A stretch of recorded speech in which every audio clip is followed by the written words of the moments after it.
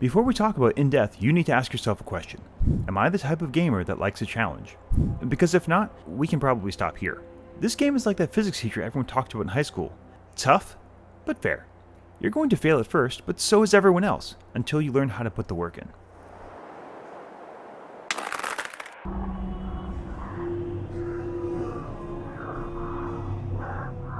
In Death is a first-person roguelike game which puts you through purgatory, literally.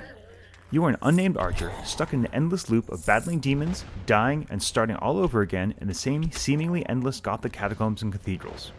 Armed with only a bow, and later a crossbow, you fight your way through the procedurally created halls and face hordes of randomly generated enemies. Your successful dispatching of the mad monks, axe-wielding crusaders, and other nasties will earn you the occasional drop of bonus arrows, which let you freeze, burn, and detonate the demons that stand between you and your goal. You'll also earn points and gold, which you can use to buy weapons and oh so precious health at in-game sanctuaries.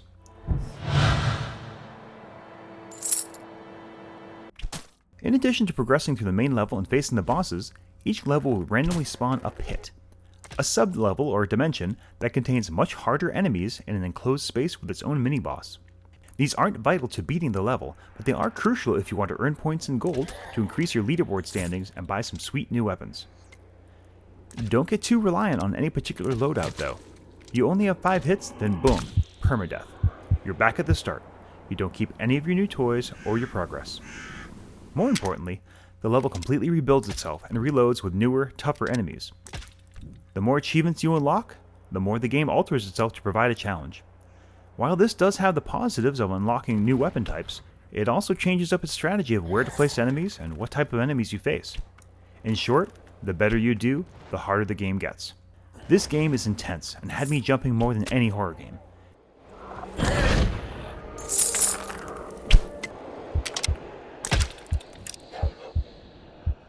In Death uses a wonderful hybrid control scheme.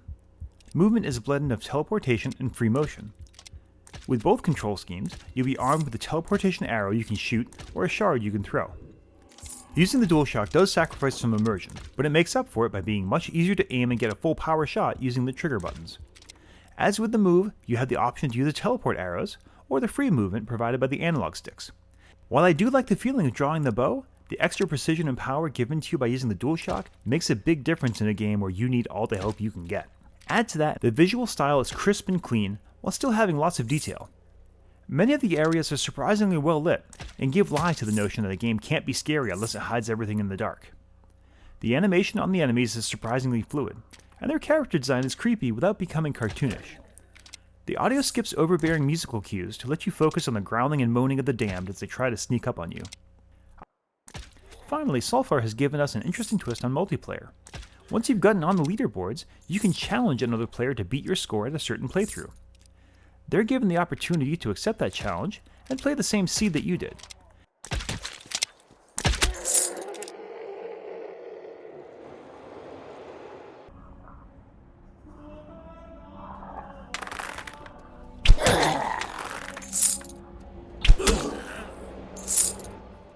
At launch, In Death is selling for $29.99. And while the game is short on story, the roguelike nature and randomly generated worlds will give the dungeon crawler in you hours and hours of replayability, making it a great value for masochistic gamers like myself. On the Sulfar blog announcing the game, developer Peter Thoranison explained their goal of creating a game that was, quote, an old school game that was unpredictable, tough as nails, kill me plenty demoralizer, and an unapologetic destroyer of dreams. And after spending 2 days in Death, I can happily say that they have succeeded.